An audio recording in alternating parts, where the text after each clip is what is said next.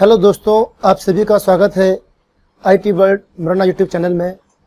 मैं मुश्ताक आपके सामने आज फिर से कंप्यूटर का नया टॉपिक लेकर आया हूं, जिसमें डीसीए पीडीसी की क्लास के टॉपिक जो चल रहे हैं फंडामेंटल, उसके टॉपिक कवर कर रहे हैं। और आज की यूनिट नंबर जो 4 है उसका सेकंड क्वेश्चन हम लेने वाले हैं, जिसका नाम है व्हाट इज़ प्रोग्रामिंग। और डीसी पीडीसी की क्लास है फंडामेंटल ऑफ कंप्यूटर की, जिसके टॉपिक्स हमने धीरे धीरे बहुत सारे टॉपिक्स कवर किए। और आज हम नए टॉपिक की तरफ चलते हैं, जिसका नाम है व्हाट इज़ प्रोग्रामिंग। हमारी ऑफिशियल वेबसाइट itworldinstitute.co.in पर जाकर आप और भी चीज़ें इन्फॉर्मेशन ले सकते हैं। हमारे यहाँ पर नए क्लासेस को ज्वाइन करने के लिए वहाँ से आप अप्लाई कर सकते हैं, और अप्लाई करने के बाद ऑनलाइन जानकारी लेने के बाद हमारे इंस्टीट्यूट पर ज्वाइन कर सकते हैं और ज़्यादा कम फीस में और अच्छे से अच्छे कोर्सेज को सीख सकते हैं, कंप्यूटर में एक्सपर्ट बन सकते हैं। चलिए शुरू करते हैं आज का ये वीडियो।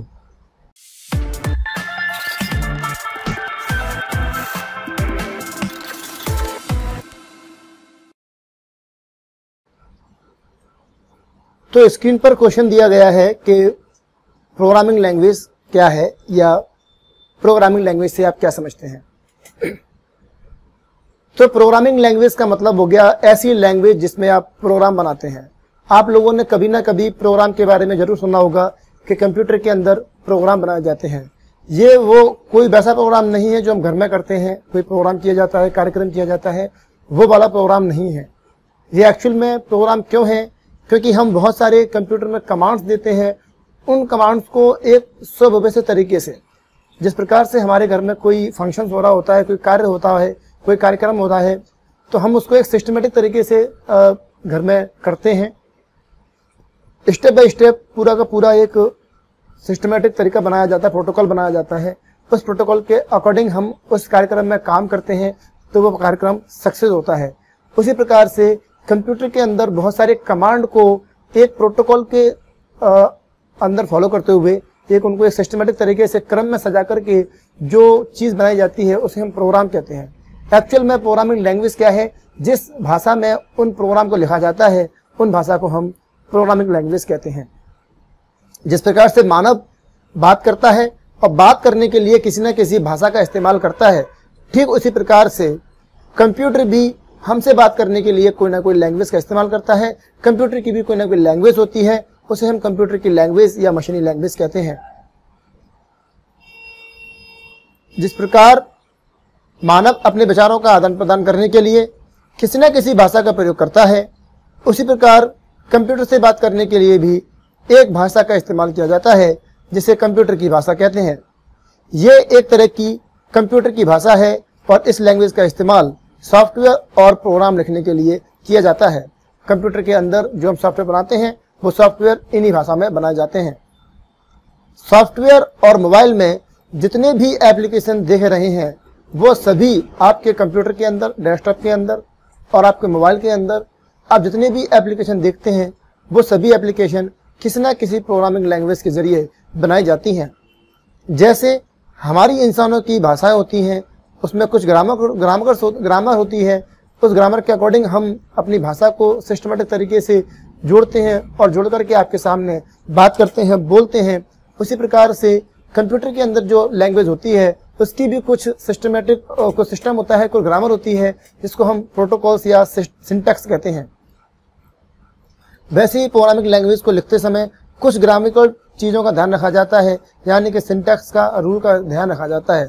अन्य शब्दों में कह सकते हैं वे भाषाएं जिनसे कंप्यूटर में प्रोग्रामिंग की जाती है, उन भाषाओं को कंप्यूटर के सॉफ्टवेयर बनाए जाते हैं। उन भाषाओं से कंप्यूटर के सॉफ्टवेयर बनाए जाते हैं, उन्हें हम कंप्यूटर की प्रोग्रामिंग भाषाएं कहते हैं। आजकल लगभग 200 से भी ज़्यादा भाषाएं वर्तमान में अवेलेबल हैं। अब सवाल आ रहा होगा कि 200 भाषा याद कैसे करेंगे? तो आपको 200 भाषा याद नहीं करनी है।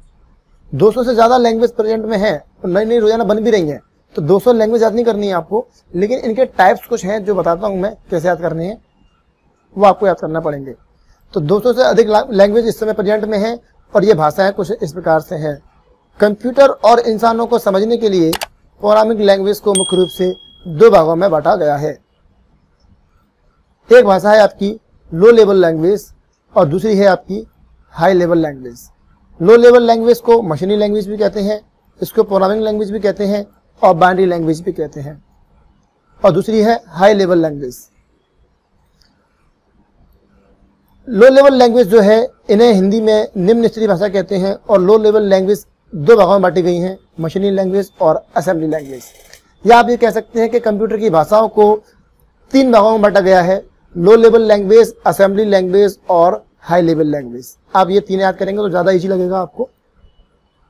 नंबर 1 बाइनरी लैंग्वेज, मशीनी लैंग्वेज, नंबर 2 असेंबली लैंग्वेज और number 3 high level language.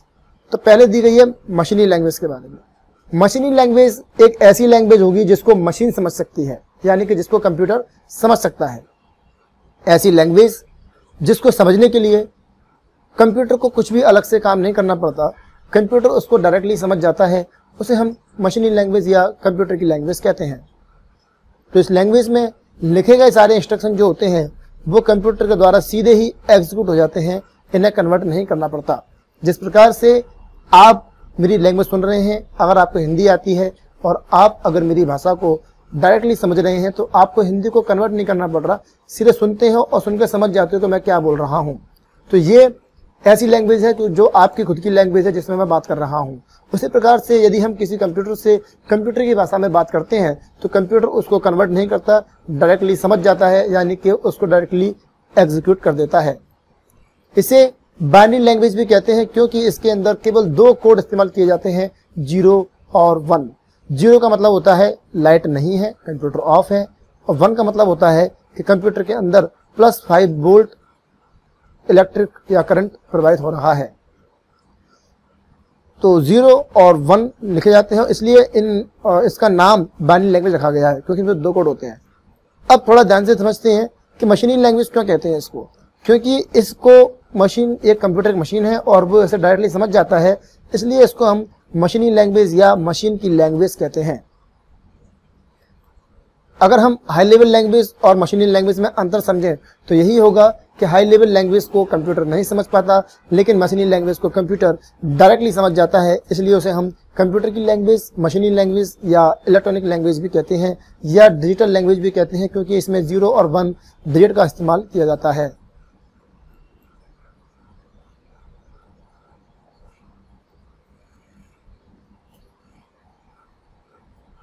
Computer के लिए 0 और 1 जो लैंग्वेज होती है उसमें 1 का मतलब +5 वोल्ट होता है और 0 का मतलब होता है 0 वोल्ट, यानी कि उसमें करंट नहीं जा रहा है। अगर हमें 15 लिखना है, एक छोटा सा एग्जांपल समझाता हूं मैं आपको। अगर हमें 15 लिखना है तो बाइनरी लैंग्वेज में 15 को 1111 कहा जाता है, यानी कि 1111 कहा जाता है। ऐसे ही आपको अगर 45 लिखना है तो बाइनरी लैंग्वेज में 101 45 को कहा जाता है।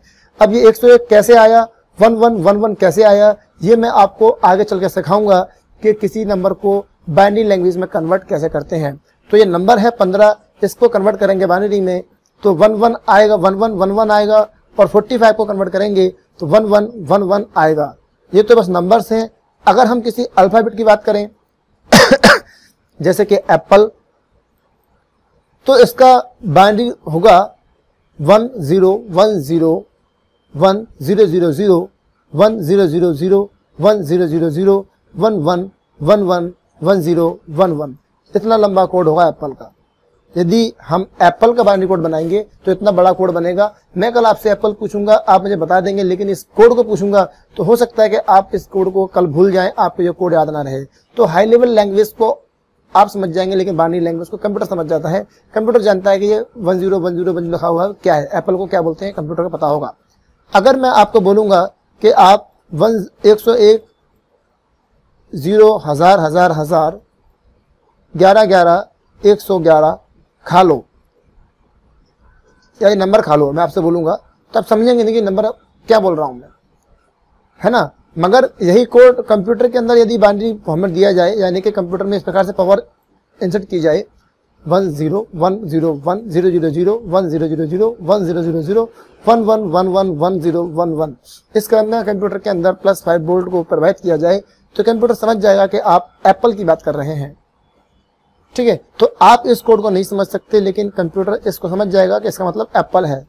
आप कंप्यूटर में जो टाइप करते हैं उन सभी को कंप्यूटर पहले मशीनी लैंग्वेज में कन्वर्ट करता है। फॉर एग्जांपल, हमने एप्पल टाइप किया तो उस एप्पल को कंप्यूटर पहले मशीनी लैंग्वेज में कन्वर्ट करेगा और ये 1010 जो कोड दिया हुआ है उस कोड में कन्वर्ट करके समझ जाएगा कि हमने एप्पल टाइप किया है। उसी प्रकार से हम जो कुछ भी कंप्यूटर में टाइप करते हैं उस सबको कंप्यूटर पहले कन्वर्ट करता है और कन्वर्ट करने के बाद उसको समझता है और आगे काम करता है। कंप्यूटर में जो आंतरिक क्रिया होती है, जो कुछ भी आंतरिक काम होता है विद्युत के द्वारा होता है, हम जानते हैं। तो कंप्यूटर के अंदर सभी आंतरिक कार्य जो होते हैं वो कंप्यूटर के प्रत्येक विद्युत के संकेत के द्वारा होते हैं और इन संकेत को पल्स कहा जाता है और ये पल्स हमेशा 0 और 1 में होती हैं। इसे केवल कंप्यूटर ही समझ सकता है, इसलिए इसे कंप्यूटर मशीनी लैंग्वेज भी कहते हैं। और ये 0-1 के कोड होते हैं उसमें लिखे जाते हैं और इसमें केवल 2 के इस्तेमाल किए जाते हैं, इसलिए इसको हम मशीनी लैंग्वेज को बाइनरी लैंग्वेज भी कहते हैं। और इसमें प्रोग्राम लिखना कठिन है, एक आम आदमी इसके कोड को नहीं लिख सकता, नहीं समझ सकता, इस पर काम नहीं कर सकता। अगर काम करना आसान होता तो आज हाई लेवल लैंग्वेज क्यों बनाई जाती। कुछ टाइम पहले कंप्यूटर के अंदर जो लोग काम करते थे वो इन 0-1 के अकॉर्डिंग काम करते थे। सोचिए उन्हें कोड कैसे याद रखता होगा। अगर मैं कल आपसे एप्पल का कोड पूछूंगा तो हो सकता है कि कल आप बहुत सारे लोग याद करके ना आए, भूल जाएं, उन्हें पता ही नहीं होगा कि एप्पल का कोड क्या होता है। उस प्रकार से एप्पल के बारे में जानना, मतलब एप्पल के कोड को हमने छोटा सा एग्जांपल दिया है कि इस एप्पल के कोड को कंप्यूटर पहले एप्पल को कन्वर्ट करेगा, फिर समझ जाता है कि आपने एप्पल बोला है। उसी प्रकार से हम भी, हमारी लैंग्वेज होती है, कंप्यूटर की लैंग्वेज होती है। कंप्यूटर में 0-1 बनाया गया तो किस न किस तरीके से बनाया गया, कोई ना कोई तरीका होता बनाने का, जो मैं आपको आगे सिखाऊंगा कि डेसिमल नंबर को बाइनरी में कैसे कन्वर्ट करते हैं।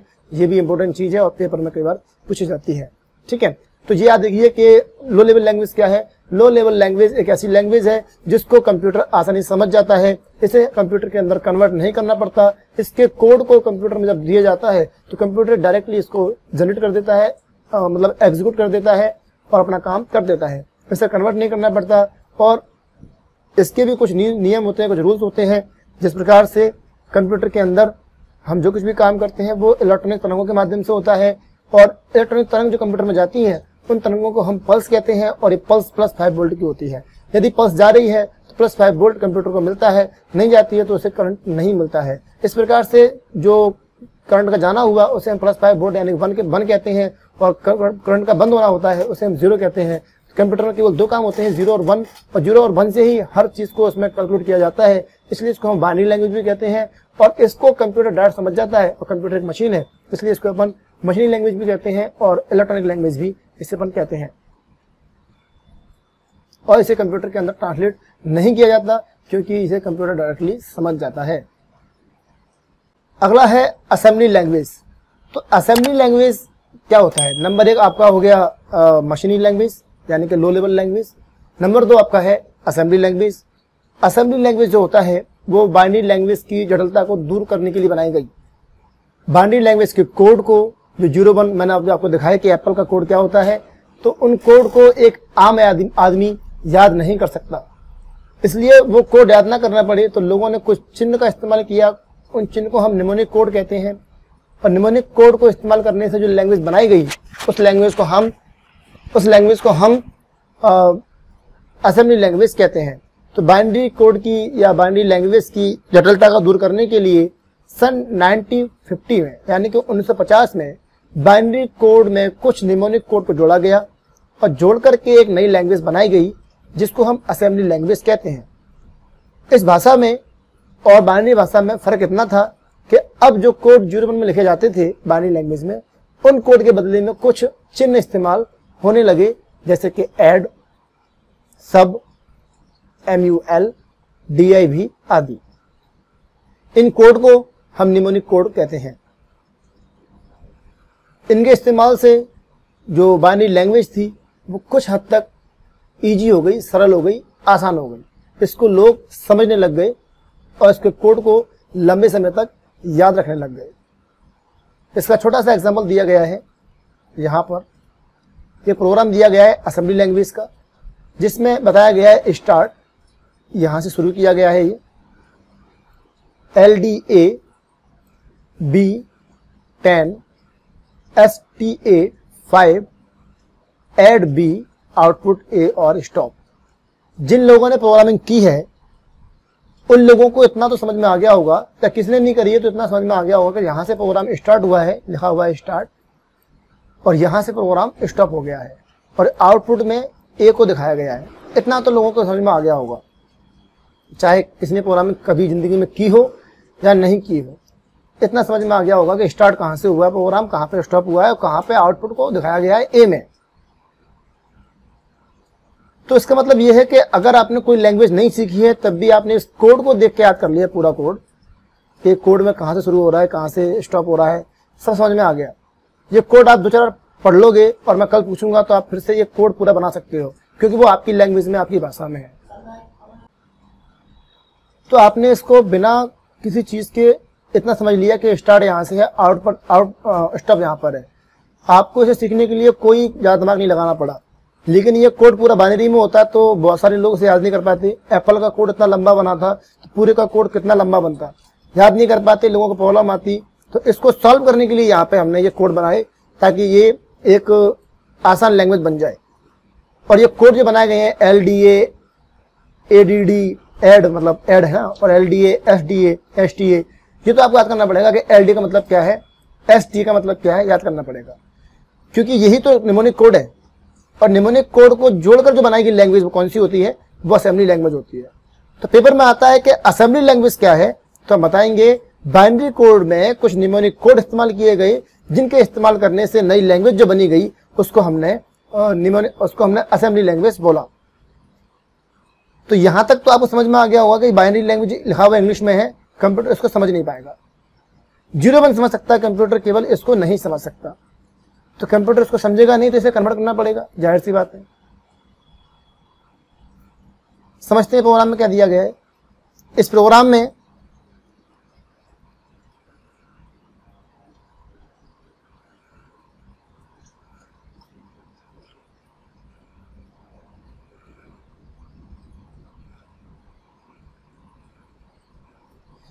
के अंदर आपने देखिए, इस प्रोग्राम में इस कोड के अंदर 10 और 5 को, ये 10 और ये 5 को जोड़ा गया है। यहाँ पे मैं आपको समझा रहा हूं और आपको समझने के बाद ये कल तक आपको याद रहेगा, क्योंकि ये आपकी भाषा में इंग्लिश में है। अगर ये बाइनरी कोड में होता, मैं आपसे अभी पूछूंगा एप्पल का कोड क्या था, तो कई सारे लोगों को याद नहीं होगा।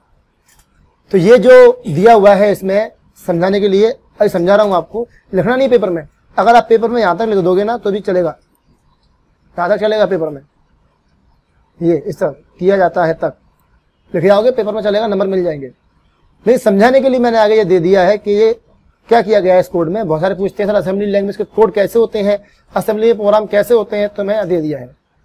यहाँ पे 10 और 5 को ऐड किया गया है और फिर उसका रिजल्ट आउटपुट में दिया गया है।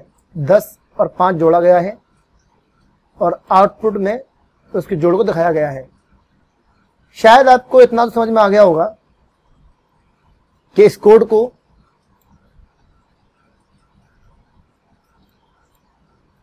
कंप्यूटर एग्जीक्यूट नहीं कर सकता, क्योंकि वो बाइनरी लैंग्वेज में नहीं है। ये बाइनरी लैंग्वेज में नहीं है, इसलिए असेंबली लैंग्वेज को मशीनी लैंग्वेज में कन्वर्ट करना पड़ेगा, उसके बाद कंप्यूटर इसको एग्जीक्यूट करेगा। इसके लिए एक सॉफ्टवेयर प्रोग्राम कंप्यूटर में लगाया जाता है, जो मैंने कल की वीडियो में बताया था, असेंबलर। असेंबलर इसको बाइनरी लैंग्वेज में 0-1 में कन्वर्ट करेगा, जिसका नाम है असेंबलर, कल मैंने बताया था। तो इस प्रकार से ये बताया गया है कि असेंबली लैंग्वेज क्या होती है। बाइनरी लैंग्वेज 0-1 में होती है उसे हम बाइनरी लैंग्वेज कहते हैं, और बाइनरी लैंग्वेज के बाद कुछ निमोनिक कोड को जोड़कर, जैसे कि सब, ऐड, कुछ कोड को जोड़कर एक नई लैंग्वेज बनाई गई, जिसको हम निमोनिक कोड वाली लैंग्वेज को असेंबली लैंग्वेज कहते हैं। कब बनाई गई, पेपर में पूछा जाता है, तो आप याद कर लीजिए 1950 में। बाइनरी लैंग्वेज को आसान करने के लिए एक नई कोड बनाई गई, नई लैंग्वेज, जिसको हम असेंबली लैंग्वेज कहते हैं। धीरे धीरे जमाना चेंज हो गया और असेंबली लैंग्वेज के बाद जमाना आया और भी कई लोगों का, जिन लोगों को आती ही नहीं है असेंबली लैंग्वेज भी और आती ही नहीं है बाइनरी लैंग्वेज भी, तो उनका जमाना आया। ये दिया गया है कि ऊपर वाले प्रोग्राम में 2 पार्ट हैं, समझाया गया है, जिसमें LDA और दूसरा भाग, LDA-B और दूसरा भाग है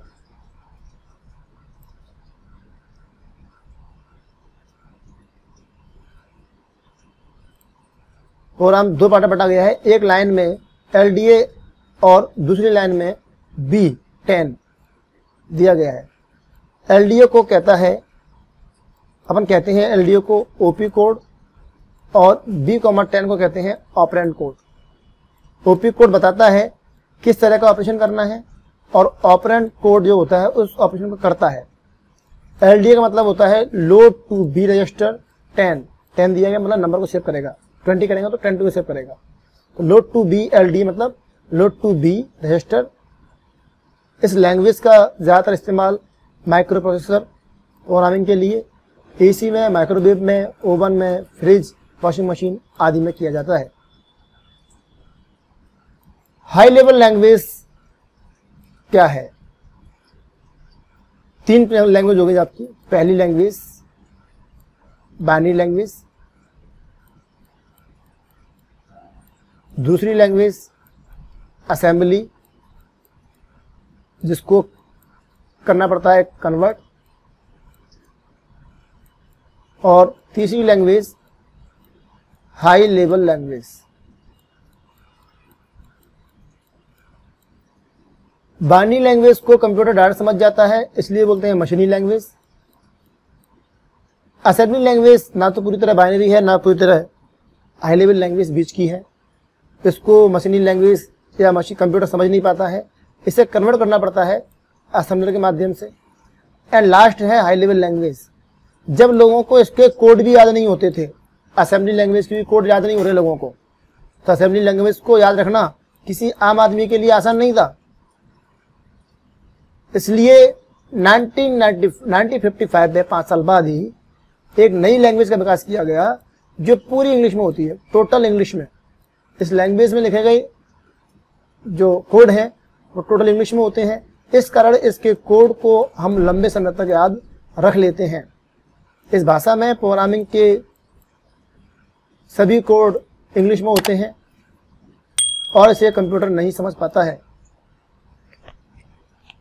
जाहिर सी बात है, इसके सारे कोड इंग्लिश में होते हैं और कंप्यूटर इसको समझ नहीं पाएगा, और नहीं समझ पाएगा तो क्या करेंगे, इनको कंप्यूटर की लैंग्वेज में कन्वर्ट करने के लिए क्या लगाया जाएगा?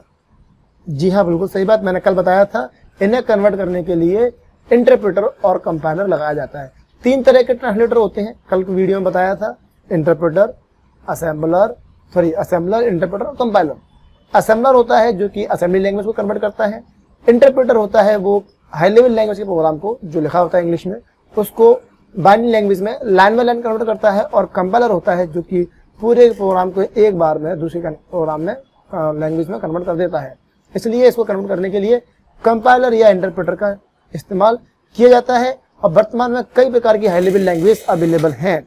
वर्तमान में जो मैंने बताया कि लगभग 200 लैंग्वेज अवेलेबल है, वो यही है, हाई लेवल लैंग्वेज ही है, जैसे कि C++, Java, JavaScript, Visual Basic .NET, J#, C#, बहुत सारी आती हैं। तो ये सब क्या है, आपकी हाई लेवल लैंग्वेज हैं जो कि टोटल इंग्लिश में होती हैं। इन्हें कंपाइलर कन्वर्ट करता है या जो इनका इंटरप्रेटर है वो इसे कन्वर्ट करता है, और कन्वर्ट करने के बाद हम इस पर काम कर पाते हैं। तो यहाँ पे मैंने आपको कंप्यूटर की लैंग्वेज बताई 3, एक बताई बाइनरी, एक बताई मैंने असेंबलर, और तीसरी बताई मैंने हाई लेवल लैंग्वेज। बाइनरी को मशीन लैंग्वेज कहते हैं क्योंकि वो 0-1 में होती है, कंप्यूटर उसको डायरेक्टली समझ जाता है, ठीक है, इसे कन्वर्ट नहीं करना पड़ता, और कन्वर्ट नहीं करेंगे तो ये फास्ट काम करेगा। असेंबली लैंग्वेज जिसके अंदर कुछ कोड इस्तेमाल किए गए और नई लैंग्वेज बनाई गई जिसको हम असेंबली कहते हैं, ना पूरी तरह बाइनरी है ना पूरी तरह ये इंग्लिश है, तो इसको हम असेंबली लैंग्वेज कहते हैं, जो कि बाइनरी लैंग्वेज से थोड़ी सी आसान है क्योंकि ये कुछ वर्ड इसमें इंग्लिश के होते हैं। और उससे भी आसान है आपकी 1955 की लैंग्वेज हाई लेवल लैंग्वेज, जो टोटल इंग्लिश में होती है और इसके अंदर टाइप किए गए कोड को इंटरप्रेटर और कंपाइलर के द्वारा कन्वर्ट कर लिया जाएगा। हाई लेवल लैंग्वेज की सुविधाजनक होने के कारण ध्यान में रखकर बनाया गया। हाई लेवल लैंग्वेज सुविधाजनक होने के लक्षणों को ध्यान में रख के बनाई गई है। इसका कारण यह है कि भाषा मशीन पर डिपेंड, यह एक ऐसी लैंग्वेज है जो टोटल इंग्लिश में होती है और ये मशीन पर डिपेंड नहीं करती, और ये कंप्यूटर के अंदर या इसके जो कोड होते हैं, प्रोग्राम होते हैं, उसको कंप्यूटर के अंदर मशीनी लैंग्वेज में कन्वर्ट करना पड़ता है, क्योंकि इसे कंप्यूटर नहीं समझ पाता। इसके उदाहरण Fortran language, BASIC language, COBOL language, Pascal language, C language, C++ language, Java language और विजुअल बेसिक लैंग्वेज आदि इसके एग्जाम्पल लिखे गए हैं। तो ये लैंग्वेज है वो बहुत ही हेल्पफुल है, और इसका कारण यह है कि ये भाषा मशीन पर डिपेंड नहीं करती हैं, लिखना पड़ेगा, ये मशीन पर निर्भर नहीं होती हैं, है ना, ये गलत लिख गया है, मशीन पर निर्भर नहीं करती हैं। और ये भाषा अंग्रेजी में होती है, इसलिए इसके कोड को बाइनरी लैंग्वेज में किसी न किसी तरीके से, हो सकता है इंटरप्रेटर से या कंपाइलर से, चेंज करना पड़ता है। और कई लैंग्वेज वर्तमान में है, जैसे कि Fortran, basic, COBOL, pascal, C and C++, Java, visual basic, HTML आदि। इन लैंग्वेज की 2 जनरेशन है, एक तो 3rd जनरेशन और एक 4th जनरेशन। DCA और PEDC में कई बार ये भी पूछा गया है कि 4th जनरेशन लैंग्वेज को समझाइए या 3rd जनरेशन लैंग्वेज को समझाइए या कंप्यूटर भाषाओं की विभिन्न लैंग्वेज का वर्णन कीजिए। तो आपको ये 2 लैंग्वेज लिखना पड़ेंगी पेपर में। तृतीय पीढ़ी यानी कि 3rd जनरेशन क्या होता है? तृतीय पीढ़ी भाषाएं पहली भाषा थी जिन्होंने प्रोग्रामों को मशीनी एवं अशनी लैंग्वेज में प्रोग्राम बनाने की अनुमति दी। अगर आपको याद हो तो मैंने कंप्यूटर की पीढ़ी कराई थी। उस कंप्यूटर की पीढ़ी में मैंने बताया था कि कंप्यूटर की पीढ़ी जब बताई तो मैंने कहा था कि कंप्यूटर के अंदर तीसरी पीढ़ी में हाई लेवल लैंग्वेज का विकास हुआ। तो आपकी जो इंग्लिश की लैंग्वेज है वो हाई लेवल लैंग्वेज ही है, और वो तीसरी पीढ़ी में आई थी।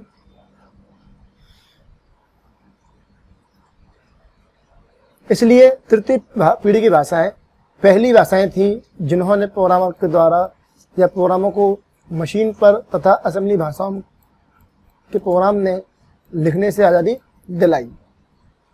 पहले जब तीसरी पीढ़ी से पहले लोग प्रोग्राम बनाते थे वो असेंबली लैंग्वेज में और बाइनरी लैंग्वेज में बनाते थे, लेकिन इस पीढ़ी में लोग मशीनी लैंग्वेज को और असेंबली को भूल गए, उसकी जगह पर हाई लेवल लैंग्वेज का इस्तेमाल करने लगे।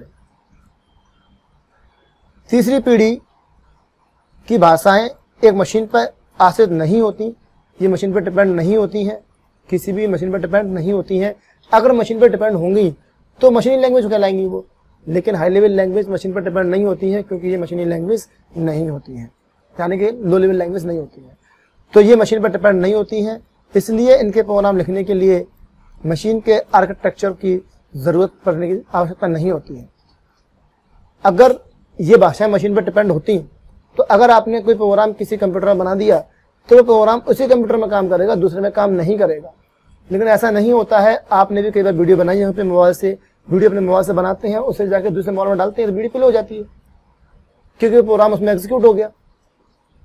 अगर ये एग्जीक्यूट नहीं होता तो ये भाषाएं मशीन पर डिपेंड होती है, यानी कि ये भाषा इसी मशीन में चलेगी, ये प्रोग्राम इसी मशीन में चलेगा, दूसरी मशीन में नहीं चलेगा। जबकि ऐसा नहीं होता है। आप कोई भी प्रोग्राम चलाते हैं कंप्यूटर में अपने मोबाइल में या बना लेते हैं, उस प्रोग्राम को दूसरी जगह भी चला सकते हैं, ठीक है, क्योंकि वो प्रोग्राम हमारी मशीन पर डिपेंड नहीं है। अगर मशीन पर डिपेंड होता तो हमारी मशीन में ही चलता, दूसरी जगह पर नहीं चलता। तो इसको समझना क्या है कि ये प्रोग्राम लिखने के लिए मशीनी कोड की, मशीनी आर्किटेक्चर की, उसकी रूपरेखा की पता करना ज़रूरी नहीं होता है। इसके अलावा प्रोग्राम पोर्टेबल हो जाते हैं, यानी कि किसी भी कंप्यूटर पर बनाओ और दूसरी जगह पर उसको यूज़ कर लो। आपकी हाई लेवल लैंग्वेज के प्रोग्राम को आप एक कंप्यूटर में बना सकते हैं और उसको दूसरे कंप्यूटर में यूज़ भी कर सकते हैं, क्योंकि वो मशीन पर डिपेंड नहीं होते हैं, जिस कारण प्रोग्राम को उनके कंपाइलर व इंटरप्रेटर के साथ एक कंप्यूटर से दूसरे कंप्यूटर में कॉपी भी कर सकते हैं। जी हाँ, हाई लेवल लैंग्वेज के प्रोग्राम को अपन एक कंप्यूटर दूसरे कंप्यूटर में कॉपी कर सकते हैं, ये किसी मशीन पर डिपेंड नहीं होते हैं। तृतीय पीढ़ी के कुछ अत्यधिक लोकप्रिय भाषाएं जो हैं वो ये हैं Fortran, basic, COBOL, pascal, C and C++। ये तीसरी पीढ़ी के कंप्यूटर जो चला बताए थे मैंने, उसी पीढ़ी में जो लैंग्वेज बनी थी वो हाई लेवल लैंग्वेज थी, जो थोड़ा सा भाग वहाँ बताया था मैंने तीसरी पीढ़ी में, और यहाँ थोड़ा बताया है कि ये भाषा कौन सी होती है और ये किस प्रकार से कन्वर्ट की जाती है, किस प्रकार से कंपाइलर में चलती हैं, किस प्रकार से इंटरप्रेटर में चलती हैं, और ये हाई लेवल लैंग्वेज होती है, इनको बदलने की जरूरत नहीं होती, कोई मशीन में डिपेंड नहीं होती, ये किसी मशीन में डिपेंड नहीं है। अगर मशीन में डिपेंड होती तो उसी मशीन में काम करती, दूसरी मशीन में काम नहीं करती, जबकि ऐसा नहीं होता है। एक मशीन में कंप्यूटर बनाओ, दूसरे मशीन में उसको इस्तेमाल कर सकते हैं। कई लैंग्वेज इसके एग्जाम्पल लिखे हैं, फोर्ट्रॉन, बेसिक, कोबॉल, पास्कल और सी एंड C++। चौथी पीढ़ी की भाषाएं कौन सी होती हैं? चौथी पीढ़ी की भाषाएं, फोर्थ जनरेशन लैंग्वेज, तृतीय पीढ़ी की भाषाओं से अच्छी होंगी, उपयोगी होंगी, ठीक है,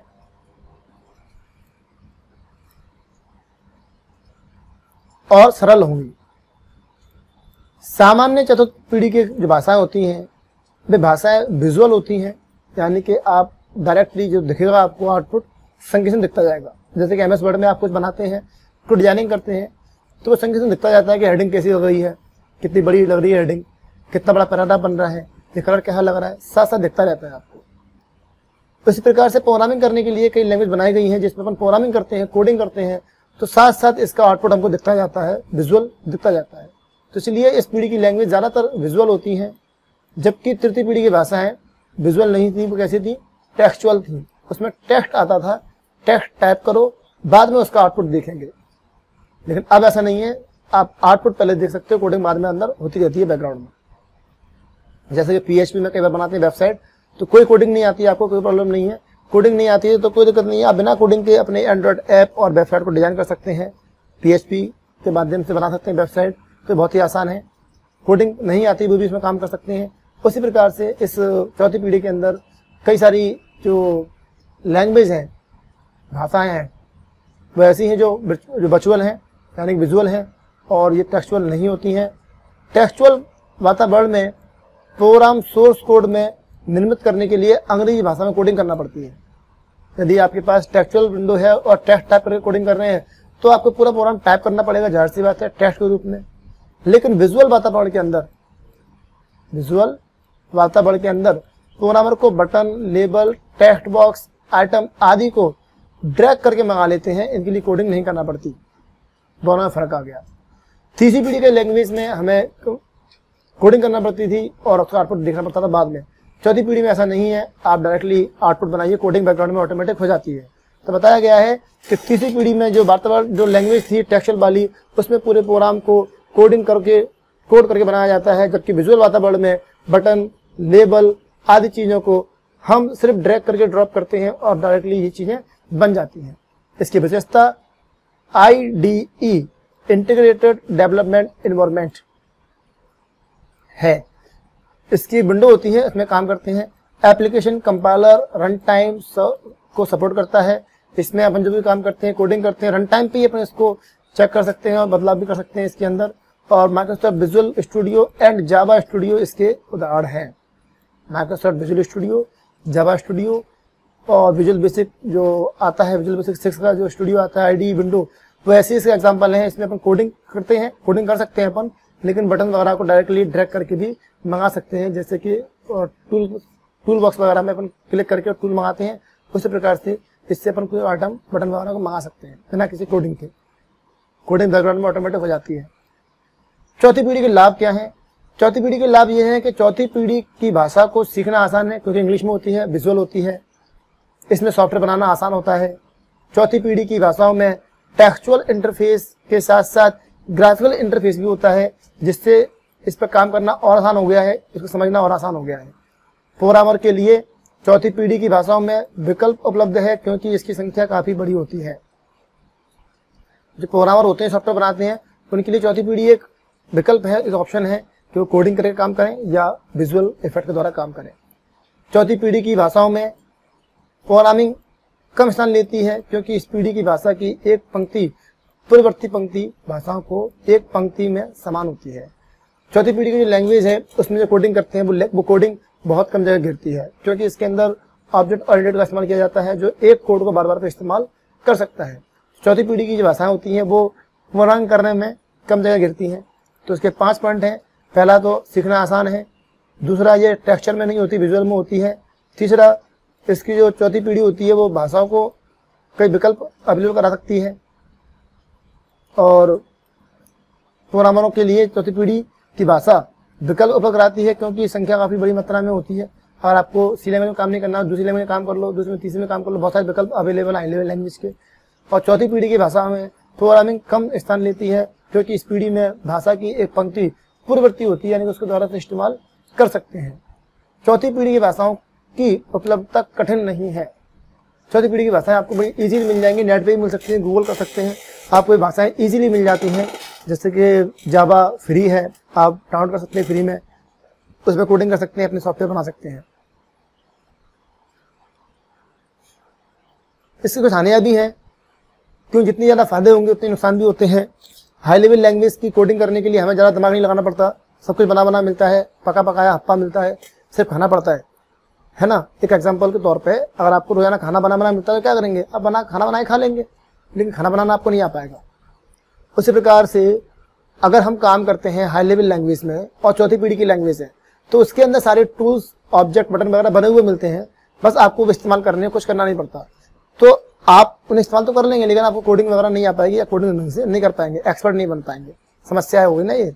तो चौथी पीढ़ी की भाषाएं उच्च कॉन्फ़िगरेशन से कंप्यूटर से प्रारंभ होती हैं, यानी कि इस पीढ़ी के कंप्यूटर जो होते हैं वो हाई क्वालिटी के, हाई परफॉर्मेंस के होने चाहिए। इस पीढ़ी की भाषा के लिए विशेषता का कम ज्ञान आवश्यक है, यानी कि कोई व्यक्ति ऐसा जिसे ज़्यादा नॉलेज नहीं है, उसको ज़्यादा कोडिंग करना नहीं आती, वो भी इसमें इजीली काम कर सकता है। तो इसका अर्थ ये हो गया कि इसमें प्रोग्रामिंग करना आसान होने के कारण लोगों के सीखने का अनुभव नहीं होता, इसलिए क्या होता है, उनकी जो बुद्धि है वो विकसित नहीं हो पा रही है, डेवलप नहीं हो पा रही है। परिणाम स्वरूप विशेषज्ञता का महत्व खत्म होता जा रहा है, एक्सपर्ट लोगों का काम खत्म होता जा रहा है। इस पीढ़ी में कंप्यूटर प्रोग्रामिंग भाषाओं की एक बड़ी श्रृंखला होती है। इस पीढ़ी में प्रोग्रामिंग भाषाओं की एक बड़ी श्रृंखला होती है, यानी कि बहुत सारी लैंग्वेज आपके पास अवेलेबल है। तो इससे ये निर्णय ले पाना कठिन है कि किसका प्रयोग किस भाषा में किया जाए। जब आपके पास केवल एक ही लैंग्वेज है, बाइनरी लैंग्वेज, दूसरा ऑप्शन ही नहीं है, तो आपको मजबूरी में बाइनरी लैंग्वेज में काम करना पड़ेगा। लेकिन आपके पास ऑप्शन अवेलेबल है तो आप कंफ्यूज रहेंगे मैं किस लैंग्वेज में काम करूं। तो इस पीढ़ी में काफ़ी सारी भाषाएं हैं, काफ़ी सारी श्रृंखला हमारे पास है, बहुत सारे ऑप्शन हमारे पास है। तो इससे हम निर्णय लेने में कठिनाई होती है कि हम किस लैंग्वेज में काम करें, किस में काम नहीं करें। तो ये हाई लेवल लैंग्वेज के बारे में कमियां भी हो गई। कमियां मेन इसके दो ही कमियां मेन हैं कि इसको चलाने के लिए कंप्यूटर जो होना चाहिए पावरफुल होना चाहिए। हल्के कंप्यूटर पे ये ठीक से काम नहीं करेंगी, कंप्यूटर बहुत ज़्यादा हैंग होगा आपका। दूसरा कि इस लैंग्वेज को सीखने वाला बंदा या इस पर काम करने वाला बंदा, उसे ज़्यादा बुद्धि नहीं लगाना पड़ती, उसकी सारी कोडिंग बनी हुई मिल जाती पहले से। तो बुद्धि ना लगाने की वजह से इंसान की बुद्धि कमजोर होती जा रही है, उसका डेवलपमेंट रुकता जा रहा है। ये दो कमियां सबसे मेन है। इसके अलावा जो मैंने पॉइंट बताया है कि ये सीखने में आसान है, या इस पीढ़ी के भाषा में जो कंप्यूटर हैं उनकी श्रृंखला कम करनी चाहिए, या उसमें बहुत सारे विकल्प हमारे पास हैं, अवेलेबल हैं इस लैंग्वेज के, तो दूसरी लैंग्वेज में काम करने में सोचना पड़ता है किस में काम करें किस में काम नहीं करें, कन्फ्यूज रहते हैं। ये सब एक अलग ऑप्शन हो गए। मेन दो कमियां हैं आपकी, कंप्यूटर चाहिए अच्छा और इसके उपयोग से इंसान की बुद्धि कम होती जा रही है।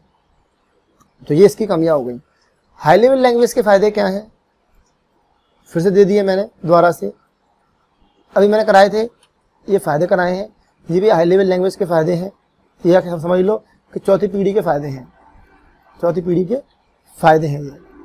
लेकिन हाई लेवल लैंग्वेज के फायदे क्या होंगे, तो हाई लेवल लैंग्वेज तो आपकी तीसरी पीढ़ी में आई है, तीसरी और चौथी में, तो जो तीसरी चौथी पीढ़ी के फायदे नुकसान है वही आपके इसके नुकसान होंगे हाई लेवल लैंग्वेज के। तो फायदे क्या हैं, ये लैंग्वेज मशीन के ऊपर निर्भर नहीं करती, इसके कोड को इस कंप्यूटर में बनाओ और दूसरे में चला लो, मशीन पर डिपेंड नहीं होती। बाइनरी लैंग्वेज जो होते हैं उसके कोड मशीन पर डिपेंड होते हैं। आपने एक मशीन में बाइनरी कोडिंग करी तो उसी कोडिंग को दूसरे मशीन में इस्तेमाल नहीं कर पाएंगे, दूसरे कंप्यूटर में इस्तेमाल नहीं कर पाएंगे, क्योंकि उसको अपन रीयूज नहीं कर सकते और ये मशीन पर डिपेंड होती है, दूसरी मशीन में काम करेगी ही नहीं। लेकिन हाई लेवल लैंग्वेज मशीन में डिपेंड नहीं करती, इसके सॉफ्टवेयर को आप किसी भी कंप्यूटर में डाल सकते हैं, इसमें कोई भी आसानी से समझ सकता है, क्योंकि इंग्लिश में होता है, समझ सकता है और सीख सकता है। इस लैंग्वेज के प्रोग्राम में एरर कम होती है, क्योंकि ये इंग्लिश में होता है तो गलतियां कम करेंगे अपन। सॉफ्टवेयर बनाने के लिए इस लैंग्वेज का इस्तेमाल किया जाता है, जी हाँ, आप कोई भी सॉफ्टवेयर बनाते हैं वो सॉफ्टवेयर के लिए हाई लेवल लैंग्वेज का इस्तेमाल कर सकते हैं, जैसे कि C++, जावा, .NET आदि। इसमें लिखे गए सारे प्रोग्राम को आसानी से बदल सकते हैं, मेंटेन कर सकते हैं। जी हाँ, आपने कोई सॉफ्टवेयर बनाया, सॉफ्टवेयर बना के आपने कोडिंग करके सेव कर ली, तो बाद में कभी भी अपडेटिंग करना है तो सॉफ्टवेयर में एडिटिंग कर सकते हैं, कोई जोड़ना है तो जोड़ सकते हैं, बड़े आसानी से काम कर सकते हैं। Software company high level language का ही इस्तेमाल करती हैं। जितनी भी लैंग्वेज कंपनियां हैं, सॉफ्टवेयर कंपनियां हैं जो सॉफ्टवेयर बनाती हैं, उनमें से ज़्यादातर कंपनी हाई लेवल लैंग्वेज का ही इस्तेमाल करती हैं। हम भी जो इस्तेमाल करते हैं वो हाई लेवल लैंग्वेज ही इस्तेमाल कर रहे होते हैं। हाई लेवल लैंग्वेज में लिखे गए सारे के सारे प्रोग्राम कंप्यूटर हार्डवेयर पर इंडिपेंडेंस होते हैं, यानी कि कंप्यूटर पर डिपेंड नहीं होते हैं। इसमें लिखे गए सारे प्रोग्राम किसी भी कंप्यूटर में एग्जीक्यूट हो जाते हैं, क्योंकि ये किसी पर डिपेंड नहीं होते हैं। तो ये 8 पॉइंट हैं जो कि आपके लिए मेन इंपॉर्टेंट है कि ये किसी भी लैंग्वेज पे, किसी भी कंप्यूटर डिपेंड नहीं रहते और सीखने में बहुत आसान है और कोई भी आम आदमी से सीख सकता है, जिसके फायदे हो गए। इसके बाद आते हैं इसके नुकसान पर। तो हाई लेवल लैंग्वेज का बस 2 ही नुकसान है, मैंने बताया था। सबसे बड़ा नुकसान ये है कि इसकी कमी से, इस लैंग्वेज के इस्तेमाल से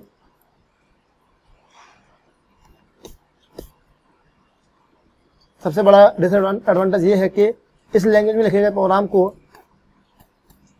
मशीनी लैंग्वेज में कन्वर्ट किया जाता है। हाई लेवल लैंग्वेज प्रोग्राम को मशीनी लैंग्वेज में कन्वर्ट करना पड़ता है। कन्वर्ट करने के बाद ही ये दूसरे कंप्यूटर में काम करेगा। जब तक हाई लेवल लैंग्वेज को कन्वर्ट नहीं करेंगे तब तक बाइनरी लैंग्वेज नहीं बनेगा, और बाइनरी लैंग्वेज नहीं बनेगा तो कंप्यूटर इस पर काम कैसे करेगा। तो इसके कोड को पहले कन्वर्ट करना पड़ता है बाइनरी लैंग्वेज में, तो टाइम लगता है, पहली समस्या।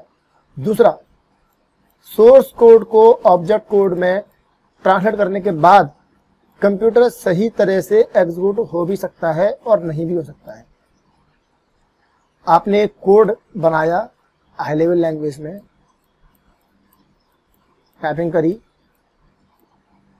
टाइप करने के बाद इस कोड को आपने कंपाइल किया, यानी कि कन्वर्ट किया बाइनरी लैंग्वेज में, तो ऑब्जेक्ट कोड बन गया। कौन सा कोड बन गया? Object code. ये कोड है सोर्स कोड और यह है आपका object code. High level language को कंपाइलर के द्वारा जब कन्वर्ट कर लेते हैं तो बन जाता है ऑब्जेक्ट कोड। और इस ऑब्जेक्ट कोड का कोई भरोसा नहीं है, कोई गारंटी नहीं है कि हर कंप्यूटर में काम करेगा ही करेगा, ज्यादातर कर जाता है ना। तो सोर्स कोड को ऑब्जेक्ट कोड में ट्रांसलेट करने के बाद शायद कभी कभी ऐसा होता है कि कंप्यूटर में ठीक से काम ना करें, एग्जीक्यूट ना हो भी सकता है और नहीं भी हो सकता है, गारंटी नहीं है। अगर ये मशीनी लैंग्वेज के होते तो मशीनी लैंग्वेज के एक लैंग्वेज पर डिपेंड रहते हैं, दूसरे मशीन पर डिपेंड रहते हैं, दूसरे में काम नहीं करेंगे, तो अपन इसके जो कोड होंगे इसी में काम करेंगे। तो मशीनी कोड के जो मशीनी लैंग्वेज कोड जो होते हैं वो एग्जीक्यूट हो जाते हैं मशीन के अंदर, लेकिन हाई लेवल लैंग्वेज के कोड को अपन एग्जीक्यूट कर भी सकते हैं और नहीं भी कर सकते हैं, ठीक है। क्योंकि सोर्स कोड होता है वो ऑब्जेक्ट कोड को बदलने के बाद कोई जरूरी नहीं है कि कंप्यूटर के अंदर वो कोड काम करे ही करे। कई बार ऐसा होता है कि कोई वीडियो मेरे कंप्यूटर में काम कर रही है और वीडियो आपके मोबाइल में, आपके कंप्यूटर में काम नहीं कर रही, क्योंकि वो उसे एग्जीक्यूट नहीं कर पा रहा है।